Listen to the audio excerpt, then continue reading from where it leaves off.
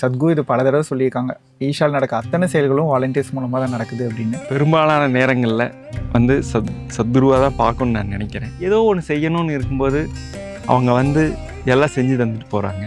அவங்க இல்லாமல் எந்த செயலுமே நம்ம வந்து பண்ண முடியாது. சத்குருவோட சொன்னாங்க, எல்லாருக்கும் ஒரே தீட்சை அப்படின்னு சொன்னாங்க. சாம்பவி மகாமுத்ரா இல்லை சூன்யாவாகட்டும், பிரம்மச்சாரியாக இருக்கலாம், சன்னியாசியாக இருக்கலாம், எனக்கு அதே தீட்சை தான், அவருக்கும் அதே, வாலண்டியருக்கும் அதே தீட்சை தான். சத்குரு போட்ட அதே தீட்சை தான் அங்கே இருக்குது. அப்படிங்கிறப்போ எல்லாம் ஒரே விதை தானே, ஒரே மரத்தில் இருந்த விதை தானே. மேபி அவங்களுக்கு தெரியாமல் இருக்கலாம், பேச தெரியாது, எப்படி செயல் செய்கிறதுன்னு தெரியாது. ஆனால் வந்து அங்கே நிற்கிறாங்கல்ல, அவங்க கூட நிற்கிறாங்கல்ல, இதுக்கு மேலே என்ன வேணும்? அவங்க கண்டிப்பாக சத்குருவுடைய கைகள் தான். ஏன்னா சத்குரு போட்ட விதை அவங்களுக்குள்ளே இருக்குது. எனக்குள்ளே என்ன விதை இருக்குதோ அதே தான் சத்குரு சொல்லிட்டார். எல்லாருக்கும் ஒரே விதை தான், யாராக இருந்தாலும் ஒரே விதை தான், ஒரே தீட்சை தான்.